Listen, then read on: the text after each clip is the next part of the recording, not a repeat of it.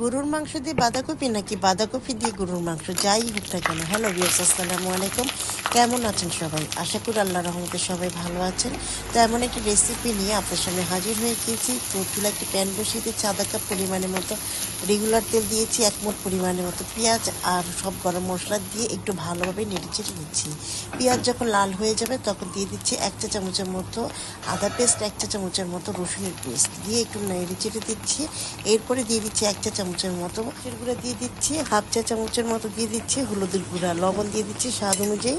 দিয়ে দেওয়ার পরে একটু নেড়ে চেড়ে দিচ্ছি। আর এখানে আমি গরুর মাংস নিয়েছি, একটু ছোটো ছোটো করে কেটে নিয়েছি।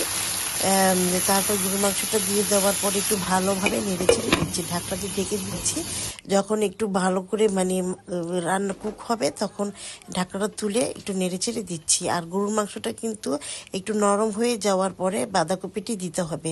তো আমার এই মাংসটা কিন্তু নরম হতে একটু সময় লেগেছে। তারপর ঢাকনাতে ঢেকে দেওয়ার পরে কিছুক্ষণ আবার 5 মিনিটের মতো কুক করেছি। তো দেখা যাচ্ছে যে মাংসটা কিন্তু হয়নি। এর জন্য আমি আধা কাপ পরিমাণ মতো পানি দিয়ে ঢাকনাটা ঢেকে দিয়ে কুক করে নিয়েছি। যতক্ষণ না পর্যন্ত মাংসটা নরম হয়ে আসছে একটু অপেক্ষা করব।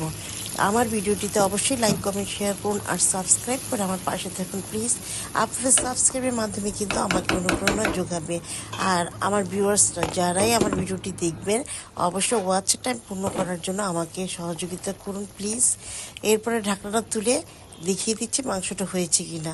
মাংসটা কিন্তু হয়ে এসেছে। তো আমি গরম মশলা গুঁড়া 1/2 চা চামচের মতো অ্যাড করে দিচ্ছি। প্রথমে কিন্তু আমি জিরা গুঁড়া আর ধনিয়া গুঁড়া দিইনি, যেহেতু আমার এই গরম মশলার মধ্যে সব কিছু রয়েছে সেই জন্য আর কি। আর এটা হোমমেড গরম মশলা।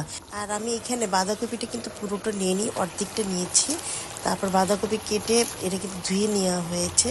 তারপরে এইভাবে ঝরা দিয়ে রেখেছিলাম। তারপরে বাঁধাকপিটা দিয়ে দেওয়ার পরে ঢাকনাটা ঢেকে দিচ্ছি। যতক্ষণ না পর্যন্ত একটা নরম হয়ে আসবে ততক্ষণ পর্যন্ত একটু অপেক্ষা করতে হবে। আর চুলার আঁচটা কিন্তু এখন আমি হাই ফ্লেমে রেখেছি। আর হাই ফ্লেমে রেখে কিন্তু এখন রান্না করতে হবে, যেহেতু আমার মাংসটা হয়ে এসেছে। আর বাঁধাকপি রান্না করতে গেলে কিন্তু এইভাবেই রান্না করতে হয়, হাই ফ্লেমে রান্না করতে হবে।